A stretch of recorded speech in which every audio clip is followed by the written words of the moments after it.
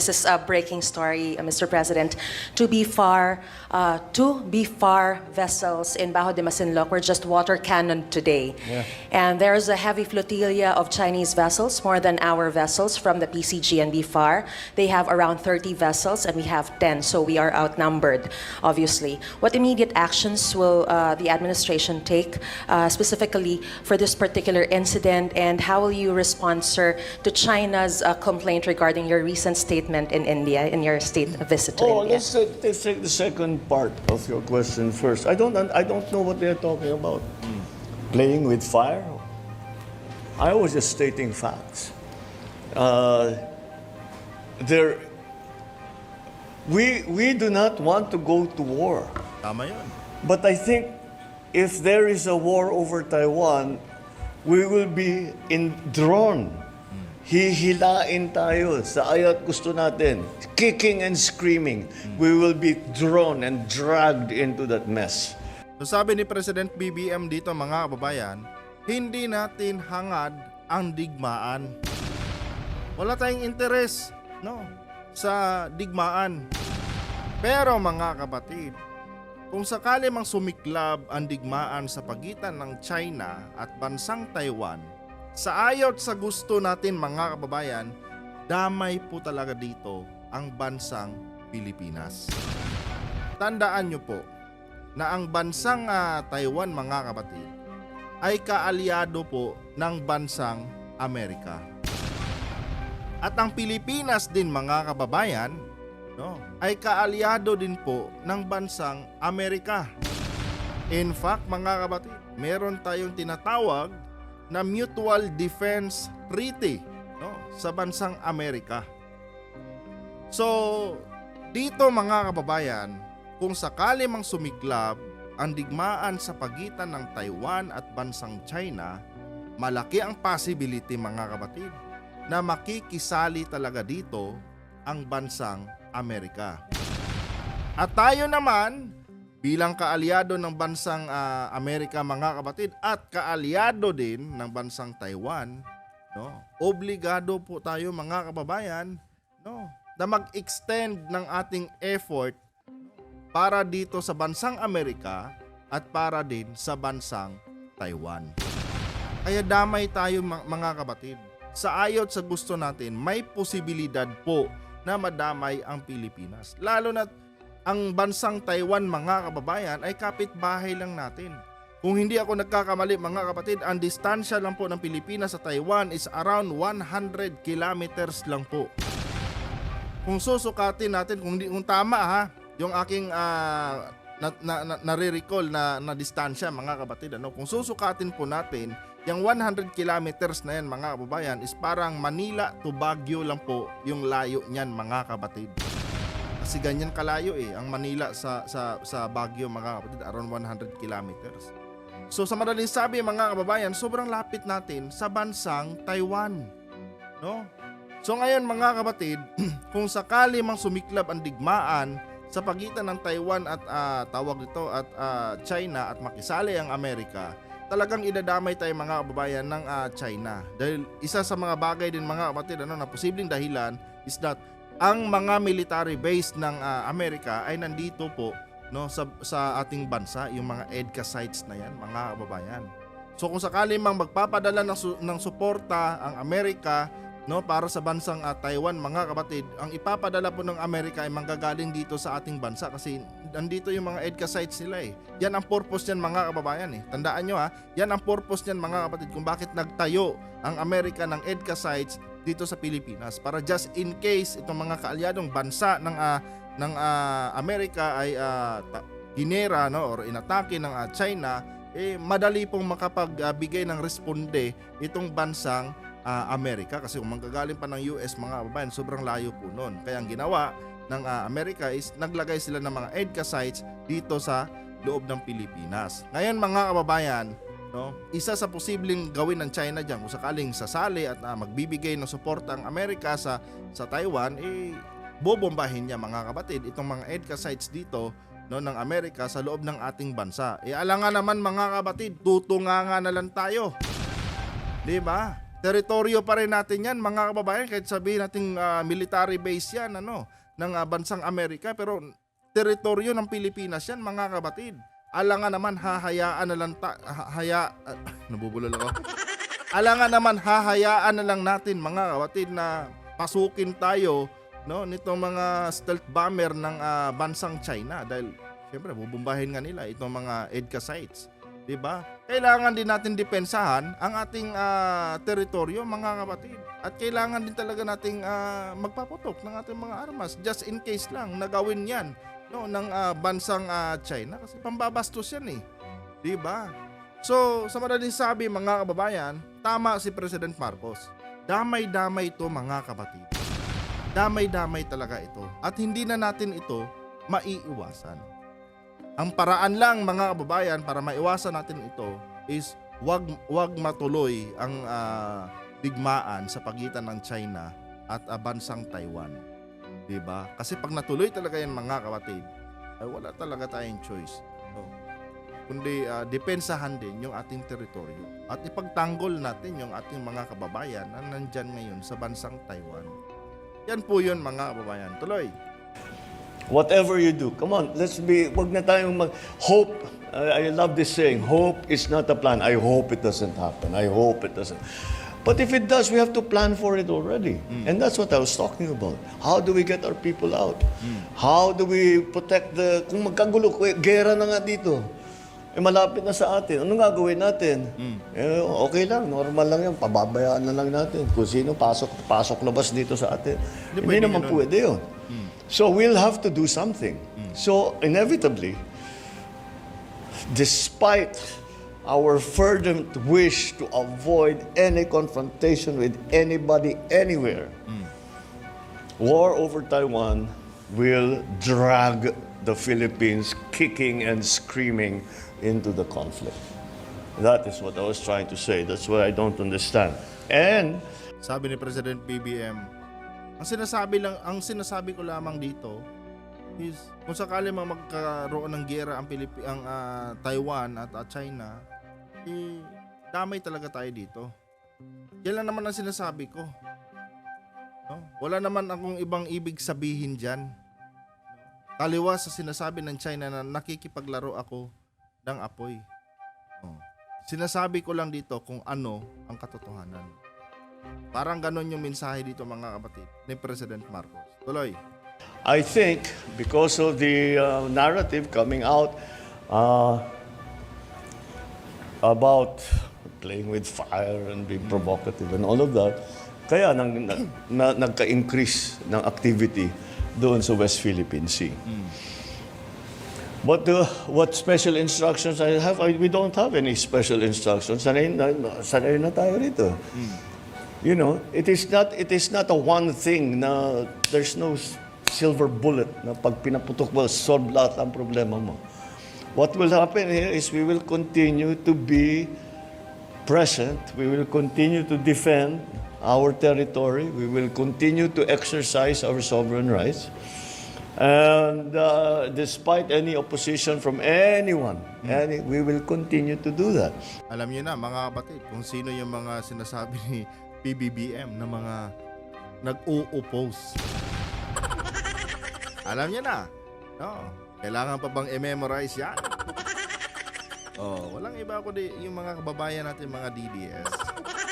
Lalo na mga kababayan, itong kampo nga nila Tatay Diggs. Sila Sara, sila Paste, si Digong. Kasi nga, mas gusto nila, mga kababayan, na hayaan na lang ang China sa kung ano mang gustong gawin ng bansang China. Kung ano mang gustong gawin ng China sa ating mga teritoryo, yung gusto nilang mangyari, mga kapatid. Hayaan nyo na lang yung China. China is a friend. Kahit binabalahura, binabastos na ng China, China is a friend pa rin. Sabi ni President Marcos, hindi pwedeng ganyan. Dapat maging listo at maging handa tayo. Regardless, kung may mga nagsasabi dyan at hindi pabor sa ating ginagawa ngayon, dapat maging handa, maging prepare tayo sa mga worst case scenario. Diba? Kasi nga, mga kapatid, kailan pa ba tayo magpiprepare kung nandyan na, no? Kung kailan umuulan na o nagpapaulan na ng mga missile ang bansang China. Tsaka pa ba tayo a-action? Kaya ngayon pa lang, paghandaan na natin yan. No? Para worst comes to worst, nakahanda ang bansang Pilipinas. Yun po mga kababayan, tama ang punto ng ating presidente dito mga kapatid. Tuloy. Despite any opposition from anyone, we will continue to do that as we have done in the past 3 years. Tama yan. Now, we do not intensify our operations, we just respond. Hindi naman tayo aggressive eh. Ano lang tayo, dumidepensa lang tayo. So that's the situation there. Unfortunately, we are, I think, for propaganda purposes, misinterpreted. But the Philippines is not.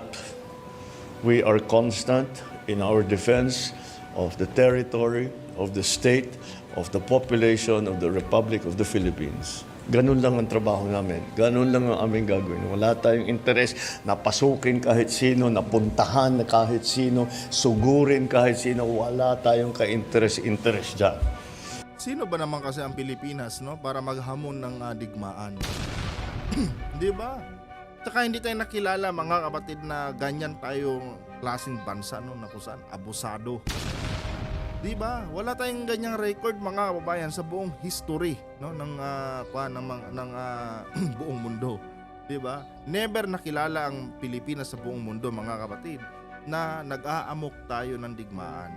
Pero mga kababayan, ibang usapan na po pag tayo na ang inaagrabyado.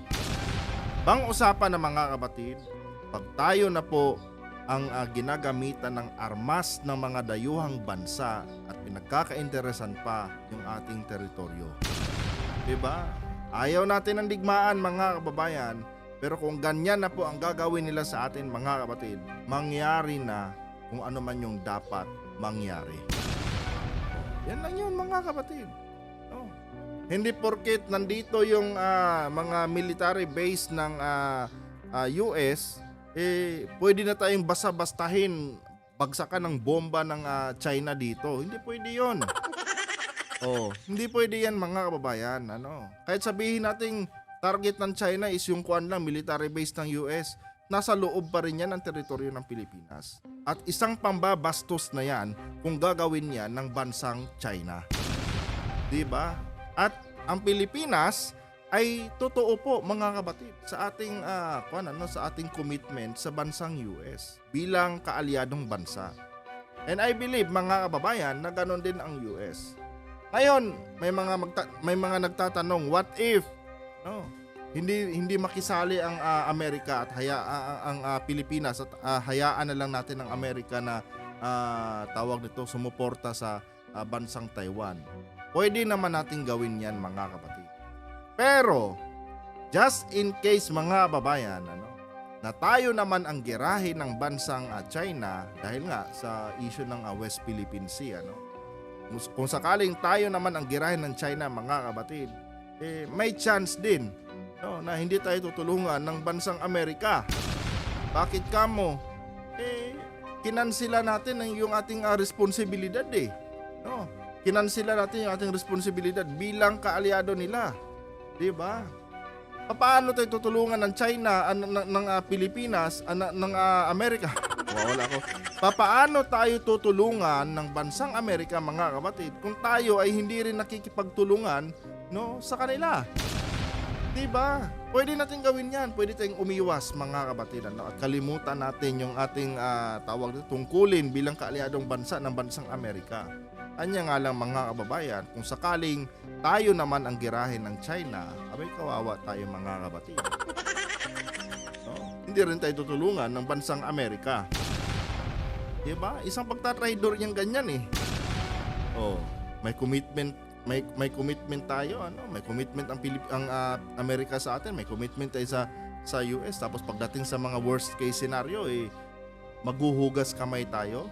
Isang katraidoran yan at hindi tayo nakilala mga babayan. Bubulo lang. Hindi tayo nakilala sa ganyang klaseng bansa, mga kapatid. Tayo po ay matatapang, no? At totoo sa ating mga bawat binibitawang mga salita, mga kapatid. Ngayon, kung hahayaan natin na ang Amerika lang ang sumuporta dyan sa bansang Taiwan, di ba? Anong labas sa atin yan? Duwag. Walang paninindigan. Magmumukha tayong katawa-tawa imbis maraming mga bansang sumusuporta sa atin, madidismaya sila. 'Di ba? Ganon 'yun, mga kababayan. Kaya tayo, naninindigan din talaga tayo sa ating commitment sa US bilang kaalyadong bansa dahil just in case na tayo naman ang gawa ng hindi ka nais-nais itong China, mga kapatid, tulad yan, girahin nila tayo, padalhan tayo ng mga warship nila. Ito mga aircraft carrier nila at bombahin tayo, wala din tayong maaasahang tulong sa US. Kasi yung mga military base ng US, pwede naman nilang i-close yan pag kung dismayado sila sa atin, pwede nilang i-close yan. Hindi kayo tumulong sa amin, tanggalin namin to dito sa bakuran nyo. O bahala kayo ngayon dyan kung girahin kayo ng China. Total, ganyan naman, yun naman ginawa yun sa amin. Hindi nyo naman kami tinulungan, bahala kayo. Magkanya-kanya na tayo. Sinong kawawa? Di tayo. Kasi mga kapatid, hindi natin nababasa ang utak ng China. Although alam natin duwag sila. Pero mga kababayan, kung maudyukan yan ni Lucifer, wala na. Goodbye Philippines na. Kaya dapat gampanan natin yung ating tungkulin bilang kaalyadong bansa ng US. Kaya nasabi ko sa inyo, sa ayot sa gusto natin, mga kapatid, kung sakali mang sumiklab ang digmaan sa pagitan ng China at bansang Taiwan, sa ayot sa gusto natin, damay talaga tayo dito dahil kaalyado natin ng Amerika. At the same time, marami din talaga tayong mga kababayan na nandyan ngayon sa bansang Taiwan. Alangan naman pabayaan lang natin sila. Diba? Alangan naman, hayaan na lang natin sila dyang maligo ng mga missile ng bansang China. Obligasyon ng gobyerno, mga kapatid, na i-secure yung ating mga kababayan dyan sa bawat bansa kung saan man sila ngayon. Pero sana itong ating mga OFW dyan sa Taiwan, ito lang pakiusap ko sa inyo, makarating man itong vlog natin ng Taiwan. Sana habang maaga pa, mag-isip na kayo. Kasi itong China sigurado talaga siya sa kanyang planong pagsakop sa bansang Taiwan dahil nga dito sa kanilang One China policy, 'di ba? So kung ako sa inyo, ngayon pa lang magplano na kayo, at hangga't maaari, lumikas na muna kayo, 'di ba? Hangga't maaga pa. Maghanap na muna kayo ng ibang trabaho sa ibang mga bansa. Hindi lang naman Taiwan ang pwede niyong pasukan Diba? Maghanap na lang muna kayo ng mga temporaryong mga bansa na pwede kayong magtrabaho din doon. Diba? Kaysa naman manatili kayo dyan. Tulungan natin ang ating gobyerno para pagdating ng araw lahat tayo safety. Diba? Ligtas tayo. Kasi kung mananatili kayo dyan sa kabila ng mga banta ng China sa bansang Taiwan, kawawa kaya sabihin natin may tulong ang gobyerno na ibibigay sa inyo.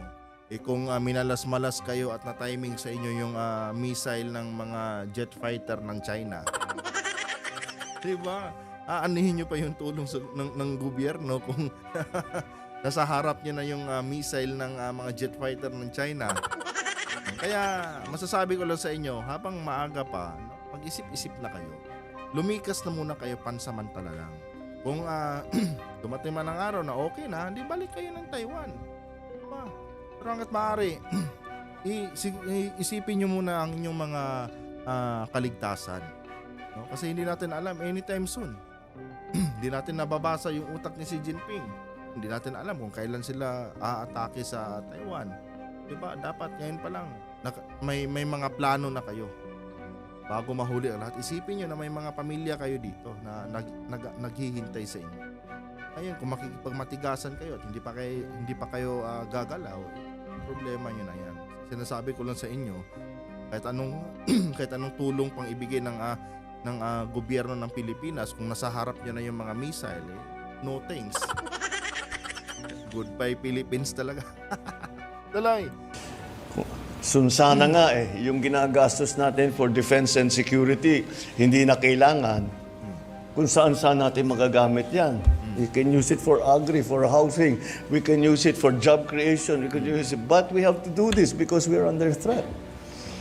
We are forced to do this. We do not want to do this. We are forced to do this. We do not want any kind of confrontation with anyone. We want to build a better, stronger, freer, safer Philippines. That's what we are working for. This kind of confrontation does not build a stronger, better Philippines. All it does is continue to defend our country. So, Sir, that's I'm a little bit perplexed why it would be characterized as such, as playing with fire. Sir, so right now, our vessels there in Bajo de Masinloc Yeah. will not be instructed to back out. We will just continue to stay there We at have this never point. instructed any of our vessels All to right. back out. Thank you, sir. Never. But we have to always, when we do not back out because natakot tayo, umatras tayo. Alam mo, I don't know about other places, pero dito sa I don't know about other places. Saan kaya yun mga kabatid? No? Saan ba yung lugar sa Pilipinas mga kababayan na saksakan ng mga duwag? Di ba? Oh. Walang ibang lugar yan mga kababayan kundi Mindanao na po yan. Especially yung Davao. Hindi naman sa nilalahat ko ano. May mga taga Mindanao din naman talaga na mga matatapang pero kadalasan diyan mga kabatid ano, lalo na dito sa mga kampon, no, dito sa mga tawag dito mga alipuris ni Duterte, mga duwag. Lalo na yung Davao mga kababayan, yun talaga lugar ng mga duwag ang Davao mga kabatid. Magmula sa mayor, di ba? Mga duwag. Oh. Boxing for a cause pangalan, duwag na eh. Hindi lang mapangalanan ni PBBM, di ba? Pero mga babae, totoo naman, ano. Matatapang ang mga Pilipino pero may lugar dito sa Pilipinas na kung saan puro duwag. Or halos duwag yung mga residente or yung mga nakatira. At walang iba mga babae kundi somewhere in Mindanao po yan. For the record, hindi ko sinasabing duwag ang mga taga Mindanao. Tatapang ang iba natin mga kababayan dyan. Pero may mga lugar talaga dyan no, under the influence of Tatay Diggs na masasabi nating certified na mga duwag. Tuloy. dito sa gobyernong ito, hindi tayo umaatras sa laban. We are brave. Filipinos are brave. But we do. Alam nyo kung duwag lang ang mga Pilipino, mga kapatid, hindi sana tayo tinatawag ngayon na isang bansa. No? Kaya tinawag tayo bilang isang bansa, no. Nawawala ako. Kaya tinawag tayo na isang bansa, mga kapatid. Bansang Pilipinas, Philippine country, whatever pa yung mga term na ginagamit, ano. Kaya na-recognize tayo bilang isang bansa, mga kababayan, dahil matatapang po ang mga Pilipino. Matatapang po yung ating mga ninuno. Dahil sa ating pagpursige, nakamit natin ang kalayaan. Oh, yun po yun mga kababayan. Somewhere in Mindanao, may mga lugar talaga dyan na lungga ng mga duwag. Tuloy! Sinong Pinoy na gusto magkagera? Sino? Kahit maghanap ka para sa akin, kahit isa. Kahit yung sundalo, kahit yung Coast Guard, ayaw nila ng gulo. So, no, but at the same time, we have a duty to perform. And that is Tama to yan. defend the country. So no, we never back down. We always continue to do. Our uniformed personnel, the Navy, the Coast Guard, the Army, the Marines, all of them, the Air Force, all of them are pledged. They took an oath. And they're just doing their duty, they're performing their mission, defend the Philippines. Yun lang naman ang ginagawa nila. And we will not stop doing it. We will not stop doing it. We will stop doing it when the threats stop. Tigil na yung mga threat. We can all sit more safely at home And mas magiging magaan ang kalooban natin kapag ganun ang sitwasyon. Tama naman yung mga kapatid. Kaya lang naman tayo ngayon may mga ganitong ginagawang paghahanda mga kababayan dahil may banta eh. 'Di ba? May kinakaharap tayong napakalaking banta laban sa galing sa bansang China. Pero kung wala lang mga pang-aabuso, wala lang mga pagbabanta galing sa China. Hindi tayo gagawa ng mga ganitong mga exercises ngayon. Hindi tayo gagawa ng mga ganitong preparation. Pero ganun pa man, masasabi nating blessings in disguise na rin to mga kababayan dahil dito tayo natututo eh. Dahil dito sa banta ng China sa atin mga kapatid, natutunan natin na mahalaga pala yung pagiging isang mabuting bansa dahil maraming bansa, no? I mean, maraming bansa ang makikisimpatya sa atin pag nakikita nila na mabait tayo, hindi tayo abusado just like China, 'di ba? Dahil diyan sa ating ginagawang mga babayan, dahil sa ating ginagawang pakikipagkaibigan, sila po ay naawa sa atin at sinuportahan tayo mga kapatid. Nakita kasi nila na may paninindigan tayo at hindi tayo yung bastos na klaseng bansa mga kapatid. Although may bastos tayo na presidente, pero overall mga kababayan, ang Pilipinas po ay isang respetadong bansa. Diba? Kanya nga lang, may mga bansa din talaga mga kapatid na bastos at hindi nire-respeto yung mga katabing bansa nila just like bansang China. Diba? Pero mga kababayan, dahil sa ating pagiging hospitable, dahil sa ating pagiging kalmado, no, at hindi basta-basta nagpapaudyok, no, tulad nitong ginagawa ng China na alam mo yun, inuudyukan tayo para magsimula ng digmaan, di ba? Dahil sa mga ganyang katangian ng ating bansa mga kapatid, marami ang humanga sa atin at naawa at nakisimpatya. At hindi lang simpatya, sumuporta pa mga kababayan. Diba? Anyway guys, hanggang dito lang itong video na ito. Kung nagustuhan nyo po ang ating content ngayon, huwag nyo po sana kalimutang i-like ang ating video, no, para i-share pa ng YouTube sa iba pang hindi pa nakakapanood. Pasensya na kayo mga kapatid kung medyo nabubulol-bulol tayo. Ganun talaga ako lalo pag bagong toothbrush, parang nagdidikit-dikit yung aking lawan. At mag-iwan na rin kayo dyan mga kababayan ng inyong mga personal na opinion. Hanggang dito na lang.